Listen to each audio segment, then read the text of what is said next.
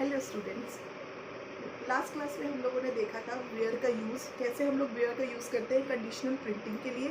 Now we are going to see कैसे हम लोग वेयर के अलावा वेयर का यूज़ और न्यूमेरिक रेंज के लिए यूज़ करते हैं एज वेल एज स्ट्रिंग्स के लिए यूज़ करते हैं।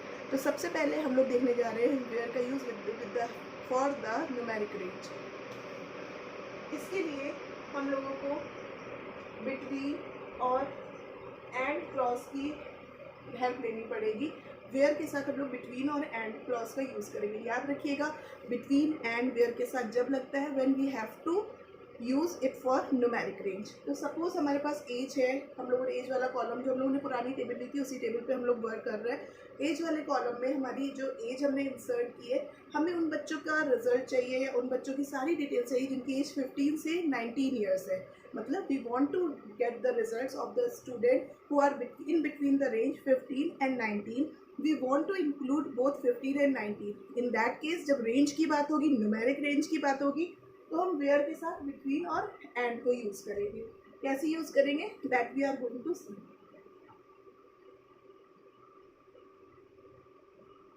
Here I have written select asterisk. आपका मन है एस्ट्रिक की जगह आपको कोई सेलेक्टिव कॉलम प्रिंट करवाना, तो that I have told you earlier, आप वो लिख सकते हो। I am for precaution basis I am taking for whole the table. ठीक है, that's why I have written select asterisk from. आप यहाँ पे टेबल का नाम, जो भी आपके टेबल का नाम है, हमने टेबल का नाम PIS लिया हुआ था, that's why we have taken PIS। तो select asterisk from PIS। Now conditional statement के लिए हम लोग हमेशा वेयर यूज़ करते हैं। अब हमको रेंज एज देखनी है, जो रेंज गिवन है 15 से 19 उस बीच में होनी चाहिए। तो हम लोग एज वाले कॉलम, स्टूडेंट्स एक चीज़ ध्यान रखिएगा, अगर हमने एज वाला कॉलम में एज 1, एज 2 या एज की स्पेलिंग AGGE ली है या कुछ और ली है, तो वो आपको वहाँ पे कॉलम का नाम लिखना होगा।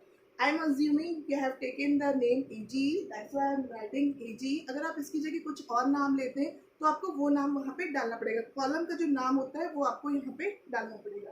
तो where age between 15 and 90 then semicolon.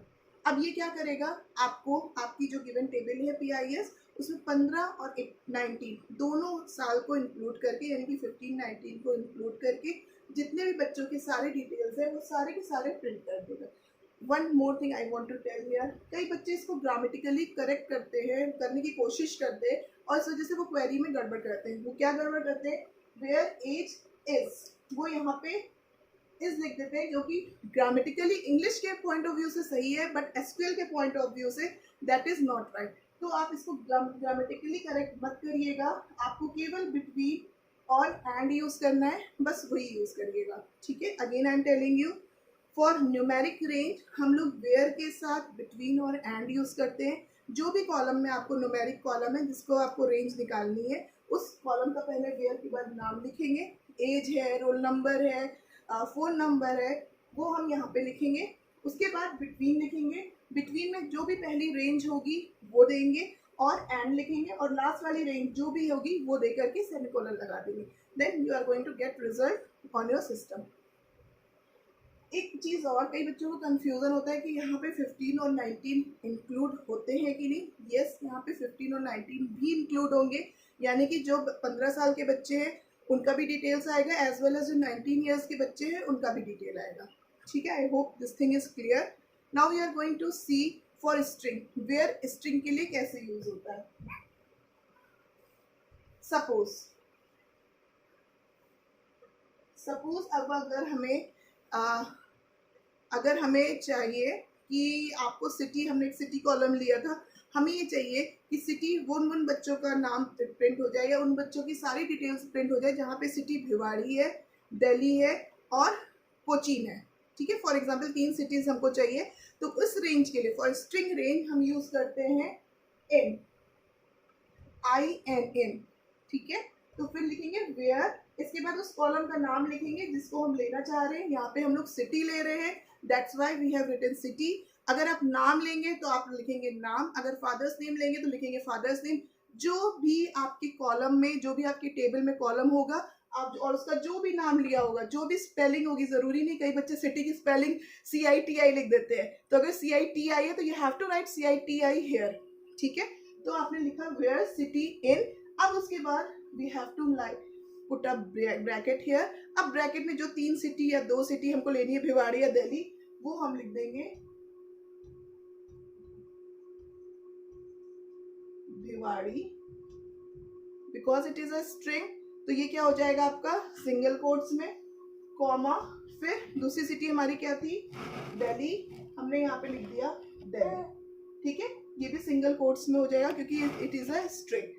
अब यहाँ पे ब्रैकेट क्लोज सेमीकोलन, तो वो अब हमें उन सारे स्टूडेंट्स का डिटेल दे देगा जिनकी सिटी भिवाड़ी और दिल्ली होगी, क्लियर। अगर there are 10 student, it will give you the detail of 10 students. If there are 15 students, it will give you the detail of 15 students.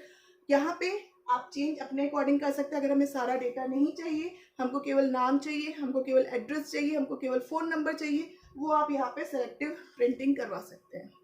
इसके अलावा सपोज एक क्वेरी ऐसी आती है मैथमेटिकल रेंज में भी और स्ट्रिंग में भी, जहाँ आपको वो रेंज चाहिए जिसमें उस बच्चे ना हो। फॉर एग्जाम्पल आपको उन बच्चों का सारा डेटा चाहिए जिनकी एज 15 से 19 साल के बीच में ना हो, या उन सारे बच्चों का डेटा चाहिए जिनकी सिटी दिल्ली या भिवाड़ी ना हो।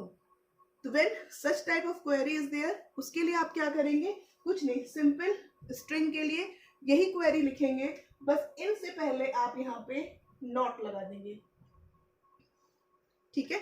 सिमिलरली मैथमेटिकल रेंज के लिए क्या करेंगे, जो बिटवीन और एंड लिखते हैं तो बिटवीन से जस्ट पहले हम लोग क्या लगा देंगे, नॉट लगा देंगे, तो उससे वो जो चीजें थी, वो जो हम लोगों ने रेंज ली थी, वो एक्सक्लूड हो जाएगी। होपफुली आपको वेयर के साथ ये mathematical range as well as string range समझ में आया होगा। इसको just keep enjoying SQL, just keep on coding, just do coding, the whatever coding you are going to do, that is going to stick in your mind.